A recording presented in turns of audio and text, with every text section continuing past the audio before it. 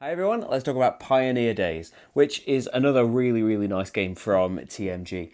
It's designed by as well Matthew Dunstan, who usually teams up with Brett Gilbert, and he did things like Elysium and Professor Evil, to name a couple, and this time he's teaming up with Chris Marling, and yeah, it's just a really nice, Wild West experience, breaking the pattern of saying Wild West every time.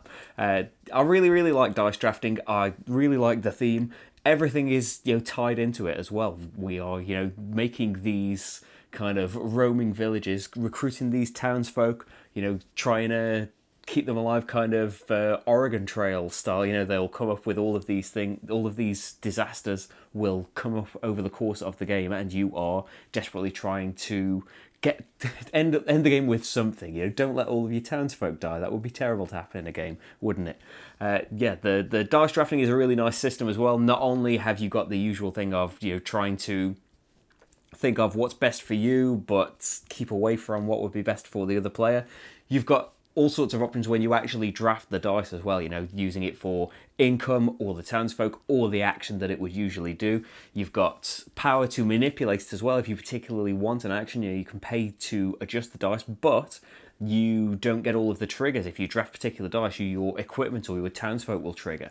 And that can be, a luck factor, like Marty got that one that gave him a benefit when he had cattle, and you might just never roll that and not get the effect of it, but you do get a scoring thing if you can keep them alive throughout the game, and it does kind of increase the hate drafting, it's called. If you are drafting something purely to deny it from somebody else, it doesn't really do you any good, but it would be really good for somebody else.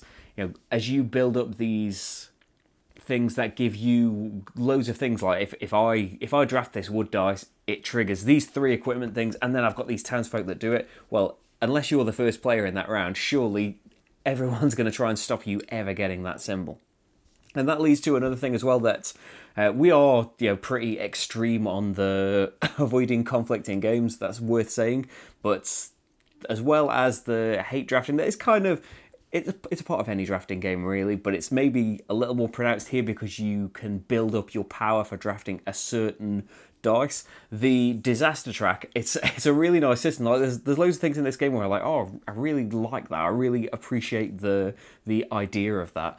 The disaster track as well is just another nice thing to consider when you are drafting the dice. It's another direction that you are being pulled in of, oh, I really need this symbol, but I can't let disease happen this round because I'm not ready for it, and it would crumble my whole plan for the game.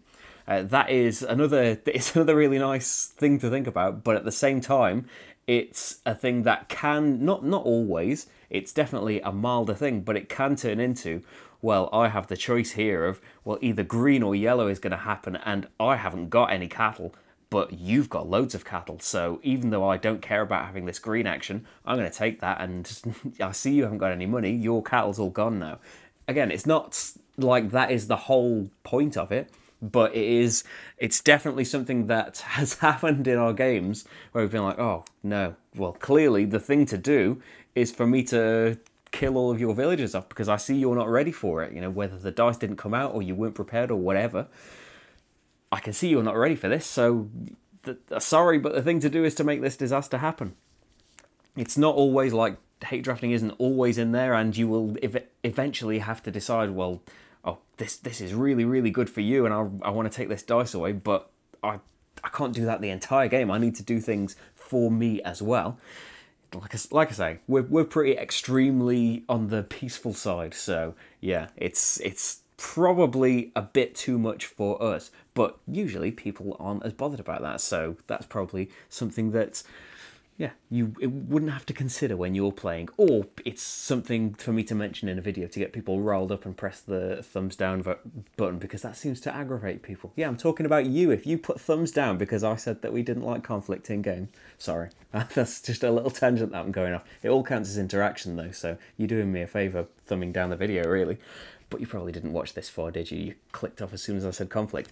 Anyway, Pioneer Days. It's really, really good. I like there's a lot of variability in the, not just the town cards, you only pick 9 from quite a big deck, and the order they come out in matters as well. There are also, I think I mentioned in the playthrough, there are 5 different sets of townsfolk, and you pick 2 and shuffle them up. So the combinations of powers that come out in your game will be quite different, as well as, yeah, when those townsfolk come out. We saw in the first round of the playthrough a townsfolk, I can't remember what he did. I think he gave you gold tokens based on how many favours you've got. Well, in the first round, obviously you've got none. But later on in the game, he would be really, really useful. And yeah, things like that can change it up. And the equipment that's available. If you can get really nice combinations of equipment early on so that certain drafts will be really, really good for you, then that's fantastic. But at the same time, everybody is probably going to try and deny you those symbols if you really, really get strong in it. You know, you're going to get 5 free things if you manage to draft a wood